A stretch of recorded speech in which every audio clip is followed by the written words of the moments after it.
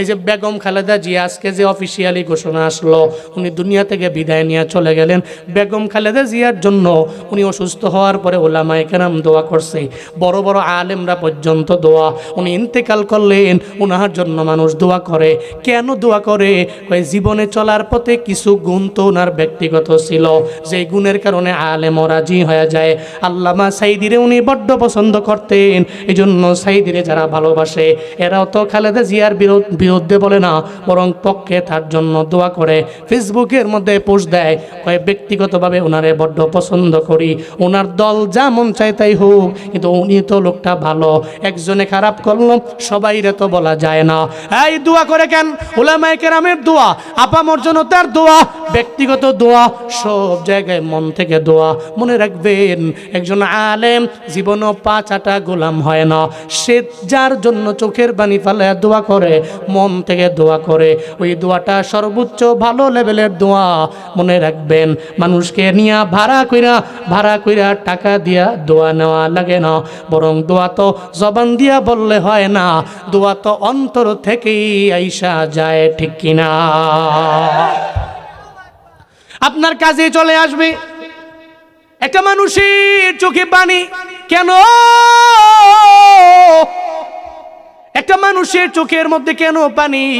কয় মারছে কয় না, টাকা দিছে কয় না, কয় বাড়ির মালিক বানায় দিছে কারণে চলে গেছে এজন্য মরায় কান্দে কয় না।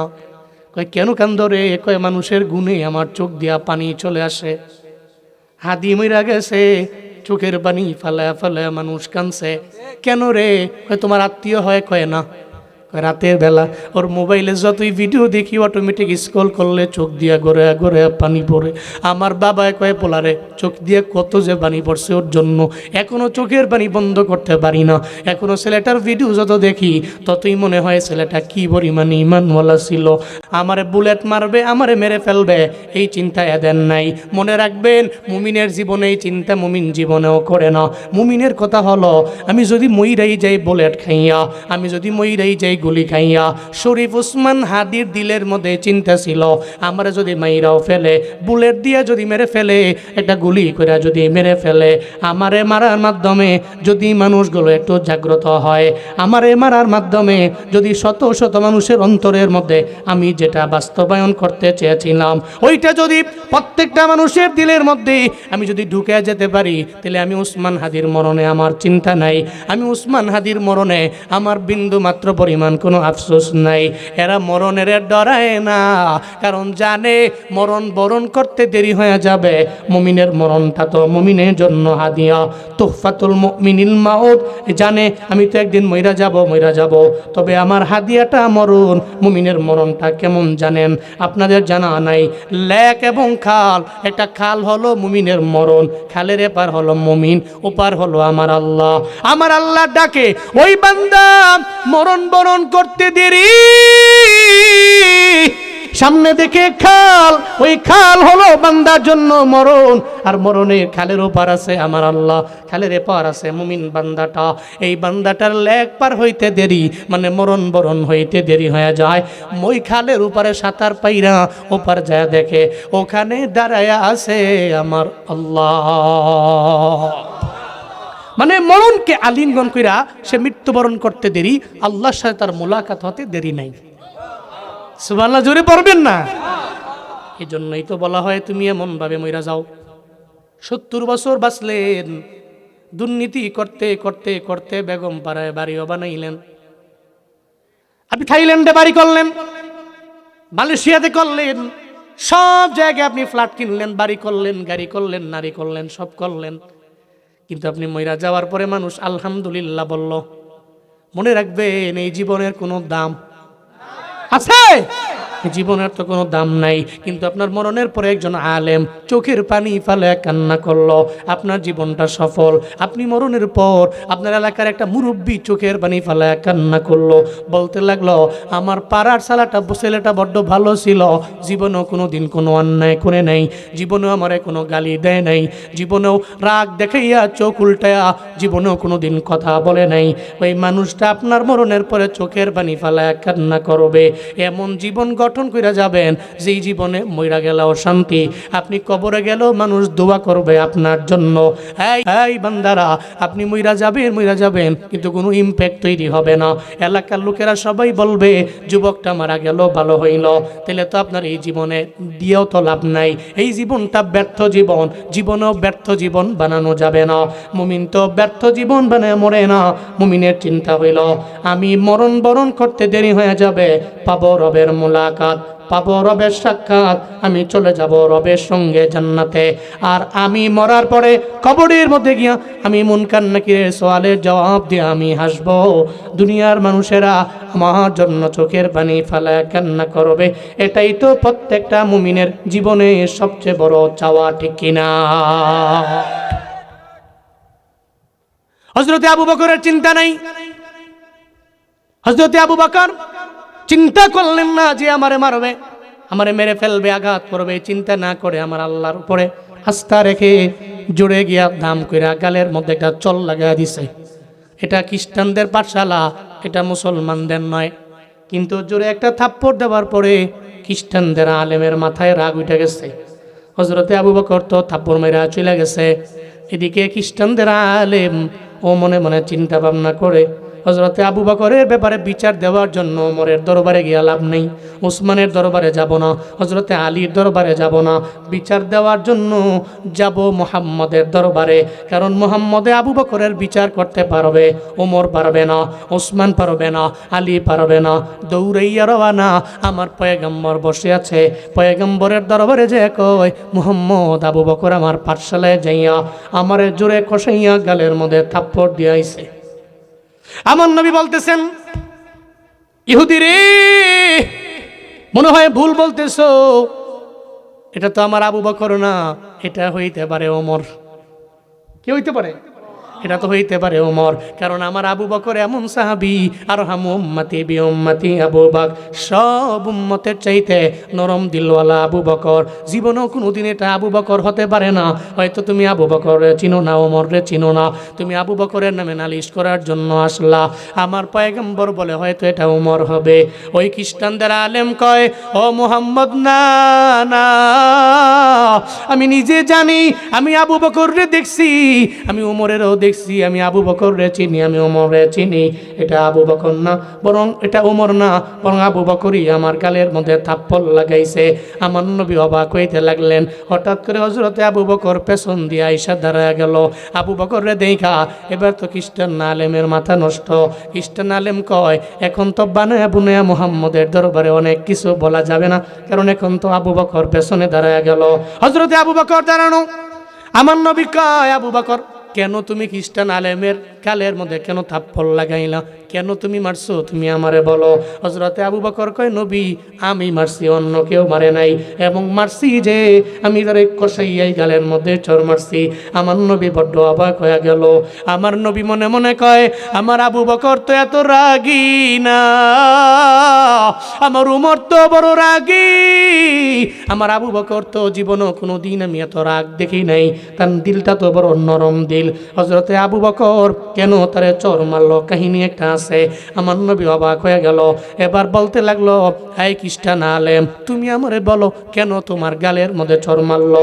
একজন মানুষ তো একজনের এমনিতেই চর মারে না।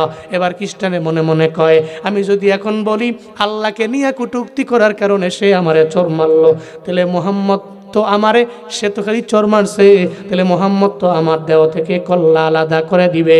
হাই কুমিল্লার কাজীপাড়ার মুসলমানেরা, আমায় একটু বলেন না রে বাবা, আবু বকরের চাইতে আমার নবী আল্লাহর ব্যাপারে আগাইয়া না পিছাইয়া? হযরত আবু বকর তো পড়ে, নবী তো আগে। কারণ নবীর উপরে আল্লাহ পাক রব্বুল আলামিন, আল্লাহ পাক তাওহীদের নবুয়তের রিসালাত আগে নবীরে দিলেন, এরপরে নবী দাওয়াত দিলেন, এরপরে হয়ে গেল আবু বকর। তাহলে আল্লাহর প্রতি টান আবু বকরের বেশি না নবীর বেশি? এখন যদি বলে যে আমি কটূক্তি করার কারণে আমার গালে দাম করে মারছে, কাকে নিয়ে কটূক্তি করছো? আল্লাহকে। যদি এটা বলেই ফেলি তাহলে তো মুহাম্মদ হেকালি সোর মারছে, আর এর তো একটা আস্থা রাখতো না, আমার ভিটটা মেরে লিবে ওই। কারণ আল্লাহর বিষয়ে নবী, সাহাবায়ে কেরাম, সমস্ত তাবিঈন, তাবে তাবিঈন যার ভিতরে বিন্দু থেকে বিন্দু মাত্র পরিমাণ ঈমান আছে, জীবনে কোনোদিন আল্লাহকে নিয়ে কটূক্তিকারীকে সে ছাড় দিতে পারে না। আর যদি মনে করেন আল্লাহকে নিয়ে কটূক্তিকারী ব্যক্তির উপরে হামলা করার পরে কেউ যদি বলে আমি হামলার প্রতিবাদ জানাচ্ছি, ধরে নিতে হবে তার ঈমানের মধ্যে খটকা আছে। কথা বলেন ঠিক কিনা বলেন?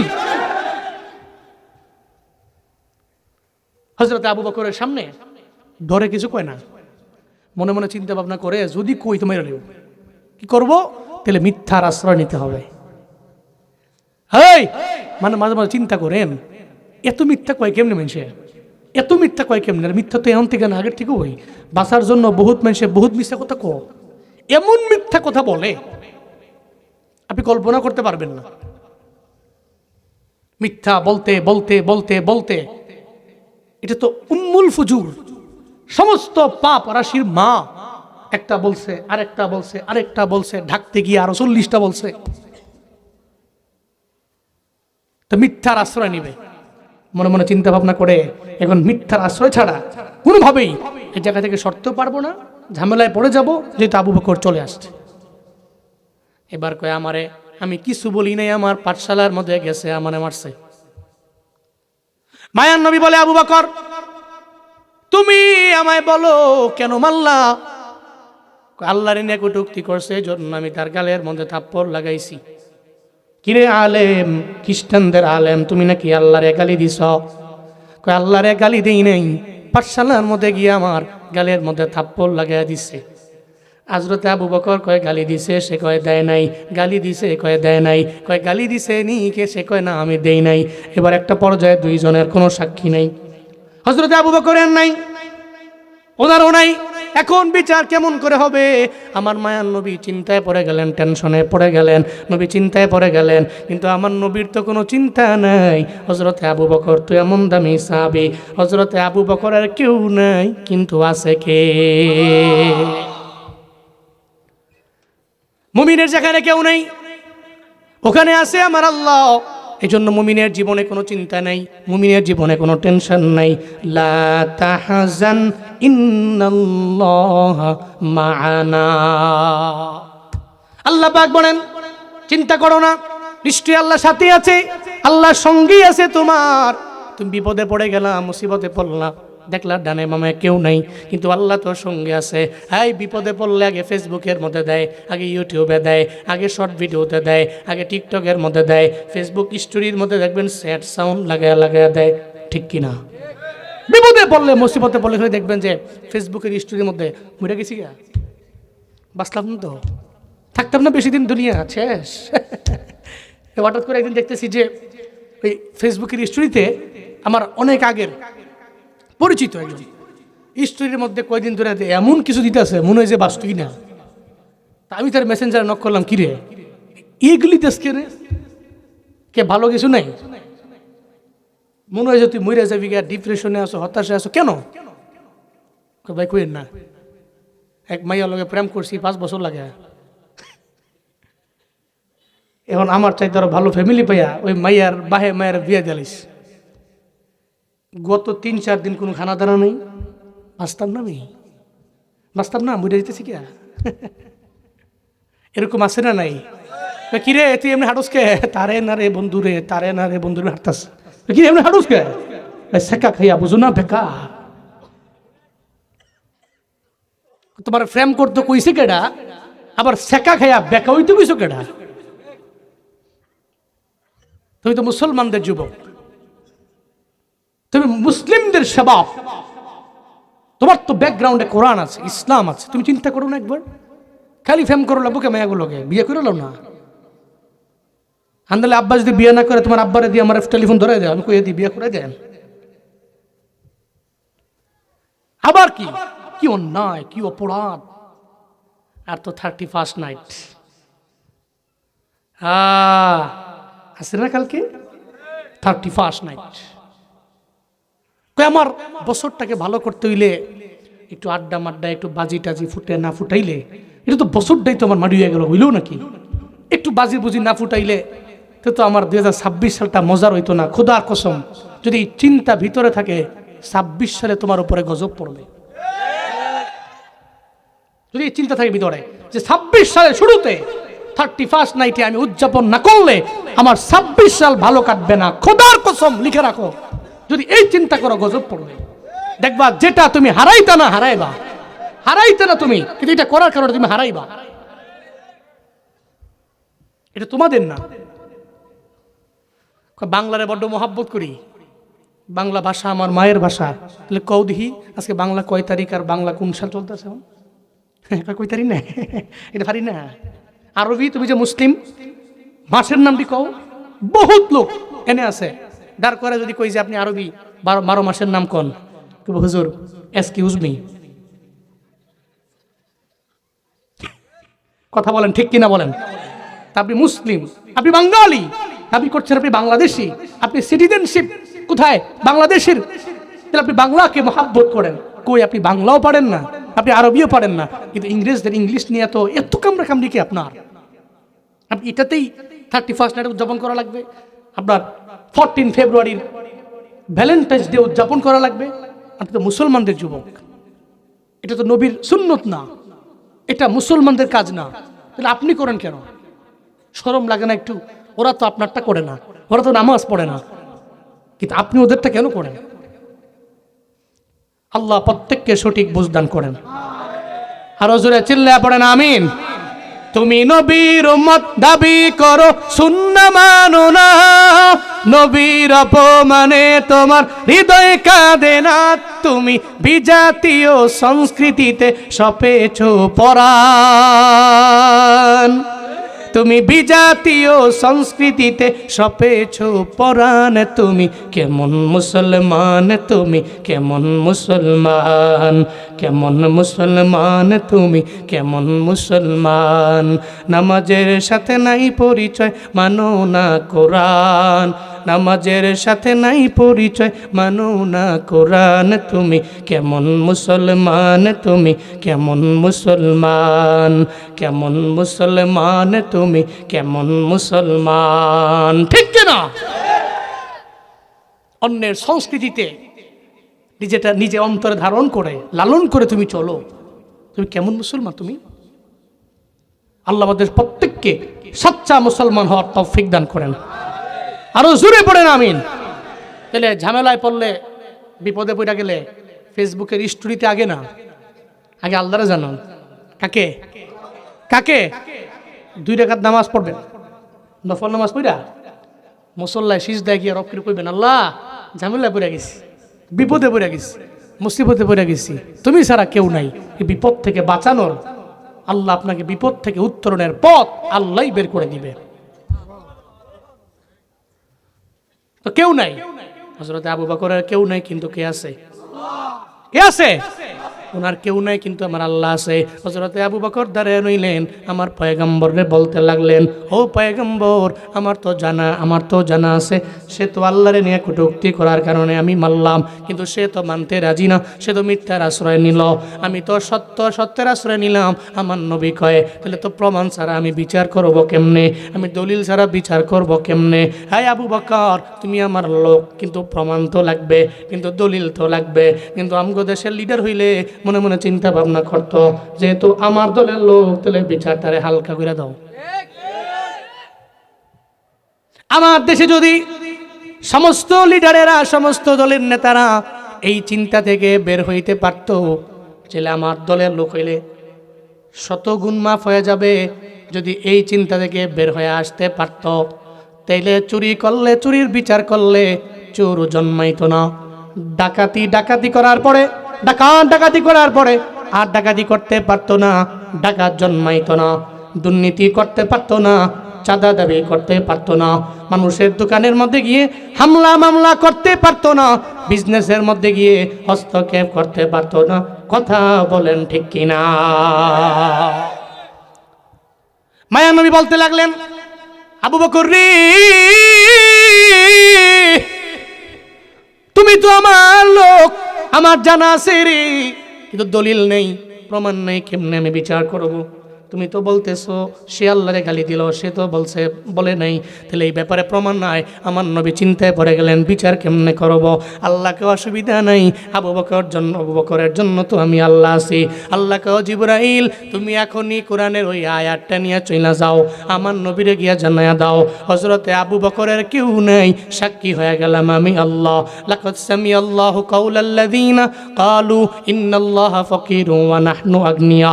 সঙ্গে সঙ্গে আয়াত নিয়ে আমার নবীর উপর নাজিল কইরা জানায়া দিল। জিবরাইল এসে কয় পয়গম্বর চিন্তায় পড়ে গেলেন, টেনশনে পড়ে গেলেন।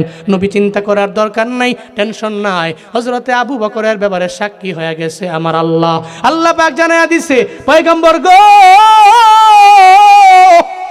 হযরতে আবু বকরের কোনো সাক্ষী নেই, হযরতে আবু বকরের কোনো প্রমাণ নেই, কোনো দলিল নাই, কিন্তু আল্লাহ তো নিজেই সাক্ষী হয়ে গেছে। কারণ আল্লাহরে না দেখা, আল্লাহর প্রতি প্রেম নিয়া, ভালোবাসা লইয়া এত জোরে থাপ্পড় মারছে, নিজের বাড়ির জন্য না, গাড়ির জন্য না, কোনো স্বার্থের জন্য না, এবং আল্লাহরে গালি দেওয়ার কারণে সে গালের মধ্যে মারছে। এখন সেই অপমানিত হয়ে যাবে, আল্লাহ তো মানবে না, আমার আল্লাহ তো মেনে নিবে না।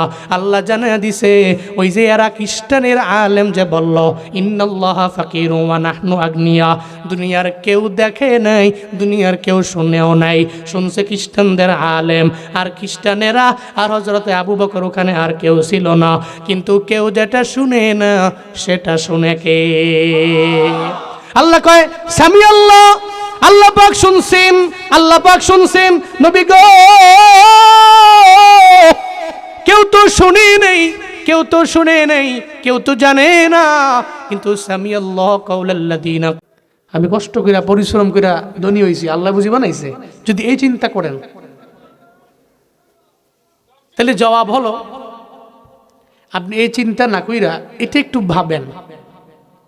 আপনি তো গরিব ছিলেন, অনুগ্রহ করেছেন আল্লাহ, আপনি অসিলা খুঁজছেন, পরিশ্রম করছেন, কিন্তু সম্পদ তো আল্লাহ আপনাকে দিয়েছেন, আল্লাহই আপনাকে দিয়েছেন। এটা ঈমানদারের ইয়াকিন, বিশ্বাস। এটা সব মানুষ মানবে না। অনেকে চিন্তা করে কেমনে কি হইলো, কেমনে কি হইলো, কেমনে কি হইলো, হুজুররা কয় এত কথা কয়, কই বুঝি না তো, মাথায় ধরে না তো। এটা অনেকে এই চিন্তা করে, যেমন ফিকির করে আল্লাহকে নিয়ে। এই যে বাউল আবুল সরকার যেমন আল্লাহকে নিয়ে ফিকির করছে, এক এক জায়গায় এক একটা কইছে আমি তো বুঝি না। যে ব্যক্তি এই চিন্তা করে সে টুডে অর টুমরো সেকুলার হয়, আল্লাহর উপরে আস্থা রাখতে পারে না। কারণ ঈমান তো সেই জিনিসের নাম যেটা দেখি নাই, ছুঁইতে পারি না, ধরতে পারি না, গাইবের প্রতি ঈমান। এই যে এখানে আসছেন আপনারা প্রত্যেকে বলেন তো আপনারা কেউ আল্লাহরে দেখছেন? দেখছেন? কিন্তু আল্লাহ যে আছে এটা মানেন তো? এটা অন্তরে আছে তো? এই ঠান্ডা পানি দিয়ে ওযু বানিয়ে ফজরে যান কেন? আল্লাহরে দেখছেন কিন্তু জানতো। দান করেন কেন? আপনার টাকা আল্লাহকে খুশি করার জন্য। আল্লাহরে দেখছেন? কয় না। তাহলে আপনি গুনাহ করেন না কেন? আল্লাহকে ভয় করি। দেখছেন? কয় না। এর মানে এই যে না দেখা বিশ্বাস, এটাই গাইবের প্রতি বিশ্বাস, অদৃশ্যের প্রতি বিশ্বাস। আল্লাহকে দেখি নাই, এরপরেও মন থেকে ফিল করি আমাদের মালিককে, আমাদের তৌফিক দাতাকে। চিল্লায় পড়ি আলহামদুলিল্লাহ, আরো জোরে আলহামদুলিল্লাহ। আমার সাথে পড়ুন রব্বানা লাকাল হামদ হামদান কাসীরান তাইয়িবান মুবারাকান ফি ইয়া রাব্বি লাকাল হামদু কামা ইয়ানবাগি লিজালালি ওয়াজহিকা ওয়া আযীমি সুলতানিক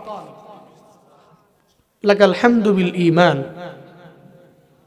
লাকাল হামদু বিল ইসলাম লাকাল হামদু বিল কোরআন। আমরা ঈমান দ্বারা, ইসলাম দ্বারা, কোরআন দ্বারা প্রশংসা করলাম কার?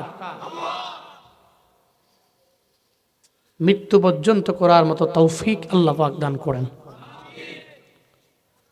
হাজিরিন, প্রচন্ড ঠান্ডা, গত 3-4 দিন ধরেই তো অনেক ঠান্ডা।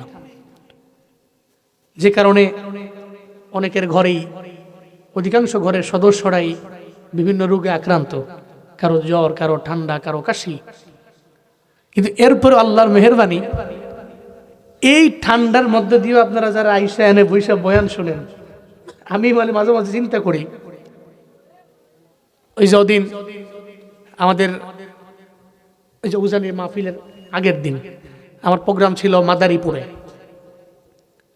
তো ওখানে আমাদের বন্ধু বান্ধব যারা আছে সবাই এক মাহফিলে ছিলাম। আপনাদের সকলের সুপরিচিত সবাই, জুবায়ের আহমদ তাশরিফ, কারি আবু রায়হান, কাইয়ুমুল্লাহ সাহেব, আব্দুর রহিম মাদানী, আমরা সবাই এক মঞ্চে ছিলাম। একেবারে শেষ পর্যায়ে বহু মানুষ বসে রয়েছে। তো আসার সময় আমরা গাড়িতে বলতেছিলাম, একটা পর্যায়ে কথা উঠলো, দেখেন এই যে শেষ পর্যন্ত রাত বাজে প্রায় 12টা, এরপরেও যে মানুষগুলো এত ঠান্ডা, আমরা এখান থেকে বয়ান করতেছি, প্যান্ডেলের শেষ মাথায় লোকগুলো দেখতে কষ্ট হইতেছে, এমন কুয়াশা, এরপরেও দেখেন এই মানুষগুলো যায় না, একেবারে চাদর দিয়া মুড়ি দিয়া সুন্দর করে বাইন্দা এমনি বয়ারিস। এদের ইমানটা কি মজবুত, এদের চিন্তা কি, যাবই বসবই।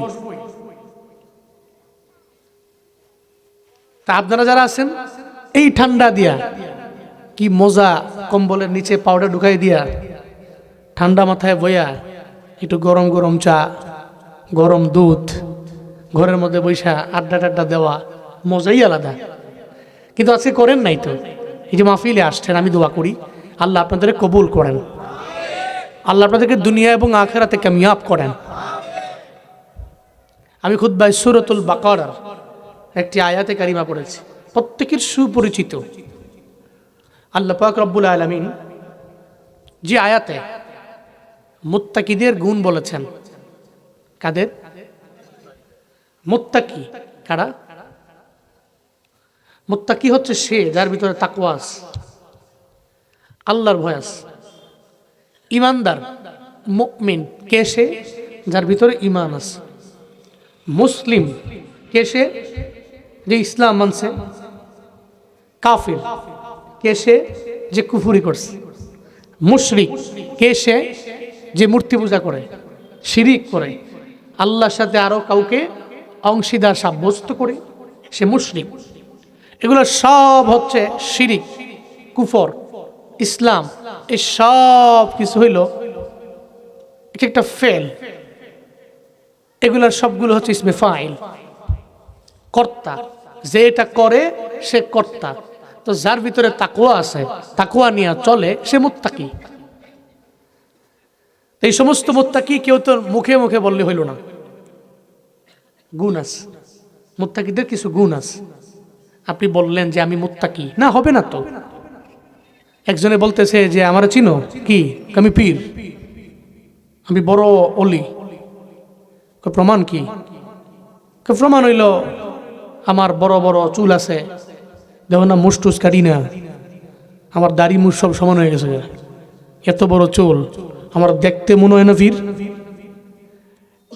তো যে ব্যক্তি সঠিক বুঝনেওয়ালা, এত কইবে যে তুমি ভণ্ডবীর, এটা কোনো পীরের আলামত হইল নাকি? পীর তো সে যারা দেখলে আল্লাহর কথা স্মরণ হয়ে যাবে। একবার তাকাইছে, এরা দেখলেই মনে হয় যে আল্লাহর কথা মনে হইতেছে। এরা দেখলেই মনে হচ্ছে যে নামাজে যাই। এরা দেখলেই মনে হয়েছে যে না, তারা গালি দিতে পারি না, তাকে দেখলেই তো মায়া লাগতেছে, দেখলেই তো অন্যরকম লাগে, দেখলেই তো তাকওয়ার লেভেলটা মনে হয় ইনক্রিজ হয়, বৃদ্ধি পায়, হ্রাস পায় না। একজনে কয় আমি সুরাতান পীর, কয় না, গুণ আছে, গুণ লাগবে। গুণ ছাড়া কইলে খুব যে ভণ্ড। একজনে কয় আমি মুত্তাকি, কয় কই তোমার কোনো কাজই তো তাকওয়া নাই, কয় তাহলে তুমি ভণ্ড। একজনকে আমি মুমিন, কই ইমানের সব বিষয় তো তোমার ভিতরে নাই, তো তুমি তো ভণ্ড। এর মানে নির্দিষ্ট গুণ ছাড়া, গুণে গুণান্বিত হওয়া ছাড়া। একটু আগে সুনাম করছে, উঠতেন না, হ্যালো, ওই যে ভাই জায়গা কান যাইবেন কেন নাকি? না আইয়েন, ঘুরে আইয়েন না, ওই নাই যে হাইজ দিয়েছে, মাশাআল্লাহ, সায়া দেখেন না কোন কি সুন্দর হাইজ দিয়েছে, যাওয়ার সময় আইব। আল্লাহ কবুল করেন, সকলে কোন আমিন।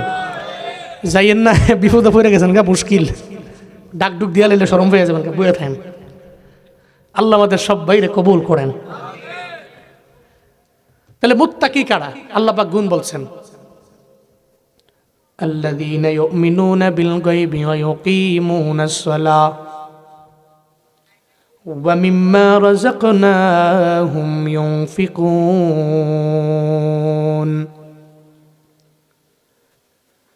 আল্লাহ পাক বলেন মুত্তাকি তারা এক নম্বরে যেই বান্দা আল্লাহরে দেখলো না, এর পরেও রবের প্রতি ঈমান আনলো।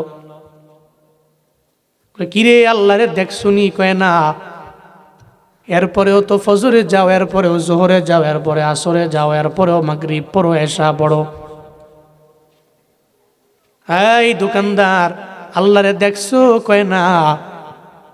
এরপরেও তুমি শাটার বন্ধ করে কেন জোহরের নামাজে দৌড়ে নামাজের মধ্যে যাও? এরপরেও কেন মাগরিবে যাও?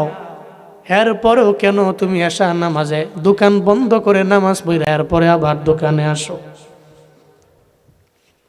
আল্লাহরে দেখছো নি? কয় না। কেন এত মুজাহাদা? আল্লাহরে দেখি নাই, আল্লাহরে ছুঁইতে পারি নাই, মাওলারে ধরতে পারি নাই, কিন্তু আমি গাইবের প্রতি ঈমান আনছি, দিলের মধ্যে আমার আল্লাহরে আমি জায়গা দিছি। আল্লাহ কয় ওই বান্দাই তো মুত্তাকি, যেই বান্দা আমার আল্লাহরে দেখলো না, কিন্তু এরপরেও রবের নিয়ে কটূক্তি করলেও সহ্য করতে পারে না, ময়দানের মধ্যে নেমা যায়। ওর বাবারে গালি দিলে কয় বাবারে গালি দিছো, তোরে মাফ করে দিলাম। আমার মায়েরে গালি দিছো, মাফ করে দিলাম। আমার দাদার নামে তৈলা গালি দিলাম, মাফ করে দিলাম। কিন্তু আল্লাহরে গালি দিলে, আল্লাহরে যদিও দেখি নেই, ইমানদার জীবনে কোনোদিন এটা মাইনা নিতে পারে না। কথা বলেন ঠিক কিনা? সবাইরে গালি দাও, মাইনা নিলাম, কিন্তু আল্লাহ তো আমার এমন মালিক, সব আমি ছেড়ে দিতে পারি, আমার আল্লাহ না? আল্লাহর বেলায় গালি দিলে আমি মাইনা নিতে পারবো না, জীবনেও কোনোদিন না। আমার দিলটা বড় নরমওয়ালা, কিন্তু আল্লাহরে গালি দিলে তো আমি মানতে পারি না। আমার দিলটাকে তখন পাথরের চাইতেও বড্ড কঠিন আমি বানায়া ফেলি। কয় মুমিন তো এমনই হবে, সব সময় তো নরম দিলওয়ালা হবে না, সবার প্রতি নরম দিল দিয়ে কথা বলবে না।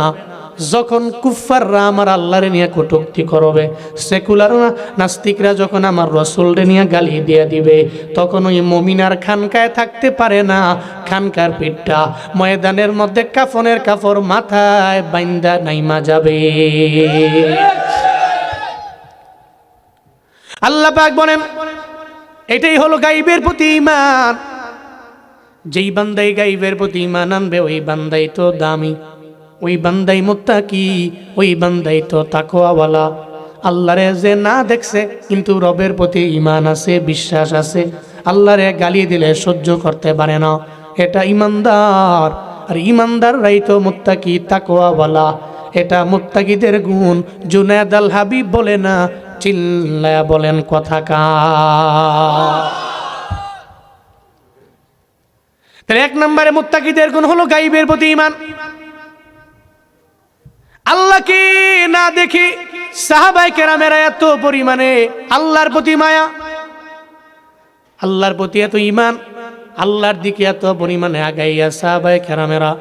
হযরতে আবু বকর রাদিয়াল্লাহু তাআলা সবার তো জানা, উনি খলিফাতুল মুসলিমিনদের মাঝে এক নাম্বার, দুনিয়াতে জান্নাতের সার্টিফিকেট পাইলেন কয় নম্বরে? এক নম্বরে জান্নাত। খলিফাতুল মুসলিমিন আবু বকর এত দামি সাহাবী, দুনিয়াতে জান্নাতের সার্টিফিকেট পাইলেন। অনেকের হয়তো জানা নাই কে সেই আবু বকর, জানা নাই অনেকের। সব নবীদের লিডার হলো আমাদের নবী, সব নবীদের চাইতে দামি নবী আমার নবী, সব রসুলদের রসুল হলো আমার রসুল, সব পয়গম্বরদের পয়গম্বর হলো আমার পয়গম্বর। এতে কোনো সন্দেহ আছে? আছে। উনি হলেন ইমামুল মুরসালিন, আবার সাইয়্যিদুর রসুল, সব রসুলদের লিডার আমার পয়গম্বর। আল্লাহ পাক রব্বুল আলামিন আমার নবীরে সব নবীদের নবী বানাইলো। এর প্রমাণ কই হইছে জানেননি? মেরাজে যাওয়ার সময়ে আল্লাহ পাক আমার নবীর দরবারে জিবরাইল মিকাইল পাঠাইলো আর বলল আমার পয়গম্বরে আমার মোলাকাতে নিয়ে আসো। জিবরাইল মিকাইল যাইয়া বুরাকের মধ্যে আমার নবীরে লইয়া যখন বাইতুল মুকাদ্দাসের সামনে নিয়া যখন দাঁড় করায় দিল, এবার জিবরাইল মিকাইল কয় পয়গম্বর আপনার দুনিয়ার জিন্দেগির জমিনের মধ্যে এটাই আপনার গন্তব্যস্থান লাস্ট, এরপরে আর কোথাও যাব না, এরপরে যাব আমরা ঊর্ধ্বমুখে চলে যাব, এরপরে মুলাকাত হয়ে যাবে আমার আল্লাহর সঙ্গে, আল্লাহর সঙ্গে মুলাকাত, আল্লাহর সঙ্গে হবে আপনার মেরাজ। যখন বুরাকটারে বাইন্দা বাইতুল মুকাদ্দাস জেরুজালেমের ওই আকসা মসজিদের মধ্যে আমার মায়ার নবী ওই জায়গার মধ্যে ঢুকলো।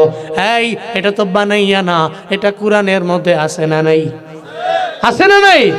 সুবহানাল্লাযী আসরা বিআবদিহি লাইলাম মিনাল মাসজিদিল হারাম ইলাল মাসজিদিল আকসা আল্লাযী বারাকনা হাওলাহু লিনুরিয়াহু মিন আয়াতিনা ইন্নাহু হুয়াস সামিউল বাসীর।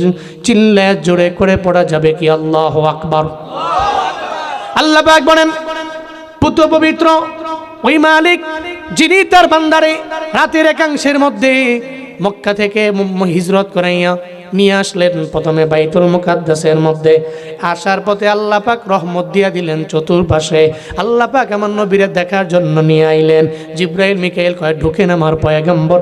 যখন আমার নবী গভীর রাত আমার মায়ার নবী ঢুকলেন বাইতুল মুকাদ্দাসের ভিতরে যায় দেখে এখানে হাজার হাজার লোক দেখা যায়। আমার মায়ার নবী কয় ও জিবরাইল আমায় জানাও না এই জায়গার মধ্যে এরা কারা, এই গভীর রাতের মধ্যে কেন এরা এই জায়গার মধ্যে দাঁড়িয়ে রইল, আবার কেউ রুকুর মধ্যে কেউ সেজদার মধ্যে এরা কারা।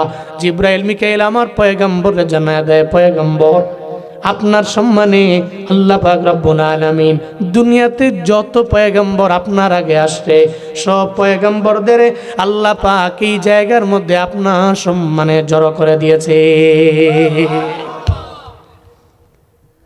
এরপরে জিবরাইল কে নবী 2 রাকাত নামাজ হবে, 2 রাকাত নামাজ পড়া লাগবে। 2 রাকাত নামাজের জন্য আমার নবীরে যখন বলা হলো এবার সব পয়গম্বর দাঁড়ানো নামাজ তো পড়াবে, এবার নামাজে ইমামতি কে করবে? নবী তো মনে মনে চিন্তা করে সবাই তো আমার সিনিয়র পয়গম্বর, হযরত ইব্রাহিম নবী আমার বাবা, আদম নবীও আমার বাবা, তাহলে বাবারা সামনে যাবে সন্তান তো পেছনে থাকবে, স্বাভাবিক ব্যাপার। আমার মায়ার নবী চিন্তা করে আমি পেছনে থাকবো, আমি সামনে যেতে পারি না।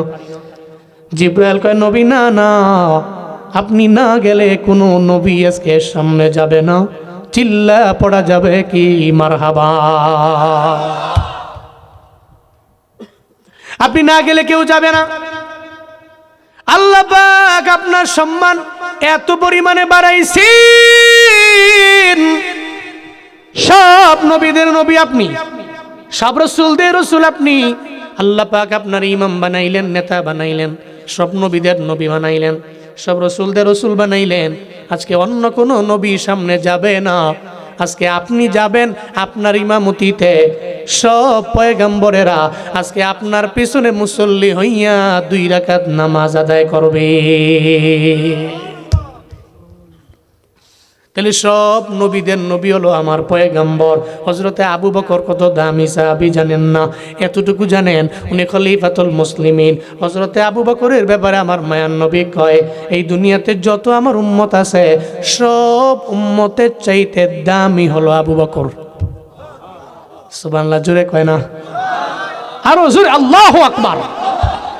নবীদের নবী পয়গম্বর আর আবু বকর রাদিয়াল্লাহু আনহু পৃথিবীতে যত উম্মত আসবে যত ছিল সব উম্মতের চাইতে দামি হযরত আবু বকর। উনি দামি। সেই আবু বকর রাদিয়াল্লাহু আনহুর ব্যাপারে জানায়া দেয় পয়গম্বর এই নবীজি সব সাহাবায়ে কেরামদের ব্যাপারে গুণের ব্যাপারে বলল, যেটা আমগো জুমার দিনে মসজিদের মধ্যে সানি খুতবার মধ্যে দেখবেন সব খতিবেরা মিম্বারের মধ্যে দাঁড়ায় দাঁড়ায় ওই খুতবা দেয়। আরহামু উম্মতি বিউম্মতি আবু বকর ওয়া আশাদ্দুহুম ফি আমরিল্লাহি ওমর ওয়া আসদাকুহুম হায়ান উসমান ওয়া কাযাহুম আলী ওয়া ফাতিমাতু সাইয়্যিদাতু নিসাই আহলিল জান্নাহ ওয়াল হাসান ওয়াল হুসাইন সাইয়্যিদা শাবাবি আহলিল জান্নাহ। এটা সানি খুতবায় শুনেন কি শুনেন না? শুনেননি? আপনাদের সবার কানের মধ্যে মুখস্থ আছে, কিন্তু জবান দিয়া বলতে পারবেন না। অনেকে পারে, অনেকে পারবে না, অধিকাংশ মানুষই পারবে না। তবে এটা শোনার পরে মনে মনে চিন্তা ভাবনা করে, এই কই জানি শুনছিলাম। এর মানে বোঝা গেল তার কানে মুখস্থ আছে, মুখে মুখস্থ নাই। আপনাকে দাঁড়ায় যদি কই যে বলেন সানি খুতবা বলেন, উনি কই পারবো না তো। এতটুকু জানি এটা হুজুরে প্রতি জুমার দিনে সানি খুতবায় কয়, আবু বকরের নাম কয়, ওমরের নাম কয়, উসমান আলীর নাম কয়, ফাতেমার নাম কয়, হাসান হোসেনের নাম বলে। এটা মিম্বারের মধ্যে দাঁড়ায় হুজুর বলে। তো এতটুকু কানে মুখস্থ করতে পারছি, কানে সেভ করছি, তবে জবান দিয়ে বলতে পারবো না। কথা কোন ঠিক কিনা বলেন? এতটুকু জানা আছে, ফাজকুরুনি আযকুরকুম ওয়াশকুরুলি ওয়ালা তাকফুরুন বলছে, তাইলে মানে শেষ খুতবা। আর আমগো তো মুসল্লি আছে বহুত, এরকম দামি মুসল্লি। এমনি তো প্রতিদিন এবার কাছি দিয়ে বাইন্দেও আনুম যায় না। নামাজ তো ফজরে আইয়ে না, জোহরেও না, আসরেও না, মাগরিবেও না, এশাও না। সপ্তাহে যায় এক ওয়াক্ত জুমাটা পড়ে। এই জুমাটার মধ্যেও কত অন্যায়। হুজুরে বয়ান করলো, আইলো না। তো কয়েকের দূর হুজুর এটা বয়ান কত কত কত বয়ানই করে এটা, তো কোনো সময় আছে? আচ্ছা বাদ দিলাম, ঠিক আছে, আপনি হুজুরের বয়ানটা শুনলেন না, তো খুতবা তো শোনাটা ওয়াজিব ছিল, আপনি তাও শুনলেন না। আপনি মসজিদের পাশে ঘাটলা থাকে, প্রায় মসজিদের পাশে ঘাটলা আছে, ঘাটলার মধ্যে বয়া বয়া দুনিয়ার কথাবার্তা। না পড়লেন কবলাল জুমা, না পড়লেন বাদাল জুমা, না শুনলেন হুজুরের বাংলা বয়ান, না শুনলেন হুজুরের আরবি খুতবা, কিছুই শুনলেন না। খালি চিন্তা করে কোন সময় হুজুরে কইছে ফাজকুরুনি আযকুরকুম, দৌড় দে খাইছে, নামাজ ছুটে যায়। 2 রাকাত পড়ছে, ওইটা আবার রুহি দিয়া চায় আসেনি মিম্বারের পাশ দিয়া। এটা জিলাফির কোনো আসেনি কিছু, জিলাফি টিলাফি তো থাকলে চিন্তা করে যাক, তাহলে বাদাল জমা পড়ে না, আবার বাদাল জমা না পড়া বের হয়ে যাক, আবার ঘাট লাগিয়ে কত আড্ডা মাড্ডা দিয়া হুজুর হোসেন টান দিছে, আল্লাহুম্মা দূরে গেছে গা, হুজুর টান দিয়ে লাইছে রে, কবলাল জমা পড়ছি না, বাদাল জমা পড়ছি না, জিলাফিটা না ভুল করবো নাকি, তারে গুণ হয়ে যাব।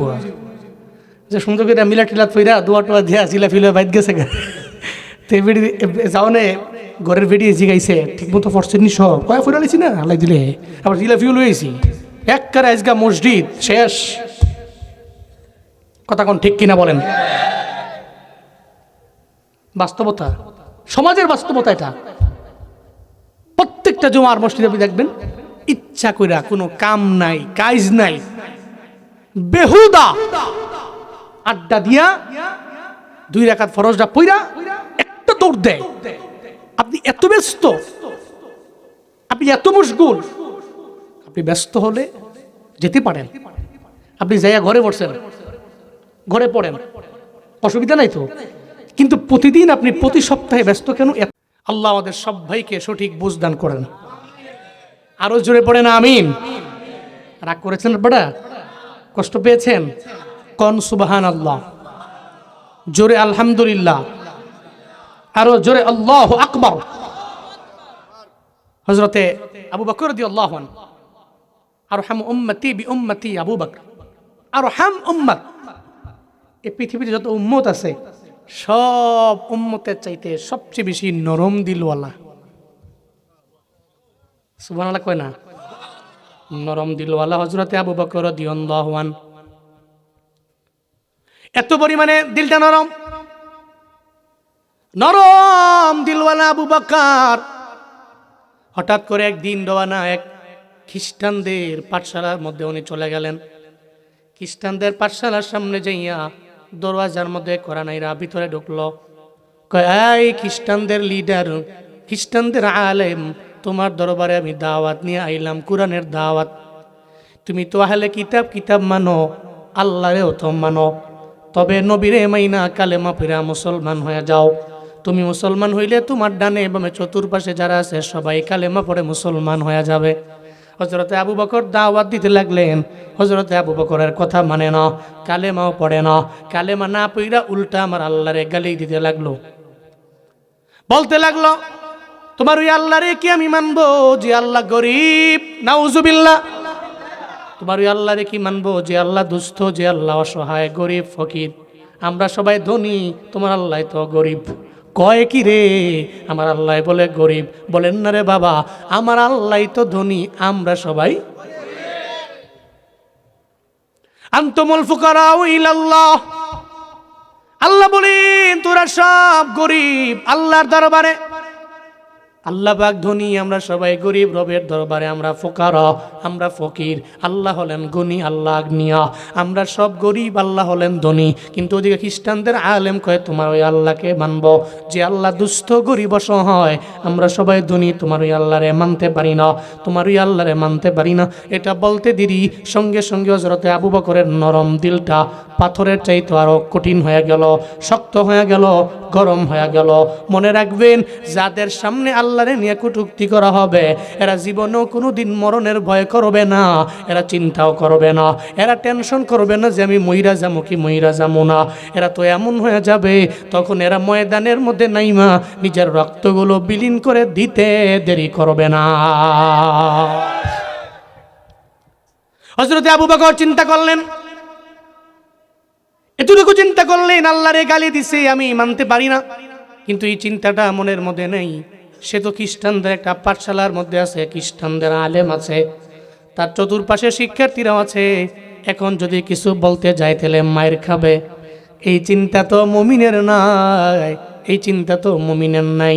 আশিদ্দাউ আলাল কুফফার রুহামাউ বাইনাহুম, এরা কুফফারদের বেলায় বড্ড কঠিন হয়ে যায়, এরা বজ্র কঠিন হয়ে যায়, কিন্তু নিজেদের বেলায় বড্ড নরম। আই কাফেরদের বেলায় গরম, নিজেদের বেলায় বড্ড নরম। মুশরিকদের বেলায় বড় গরম, নিজেদের বেলায় বড্ড নরম। আবার যারা একবার ঈমান আনছে, আমার আল্লাহরে তো এরা বড্ড প্রায়োরিটি দেয়, আল্লাহরে প্রাধান্য দেয়। আল্লাযীনা আমানু আশাদ্দু হুব্বাল লিল্লাহ, আল্লাহর ভালোবাসা নিয়ে এরা বড্ড কঠিন হয়ে যায়। এদের দিলের মধ্যে তখন এই চিন্তা থাকে না।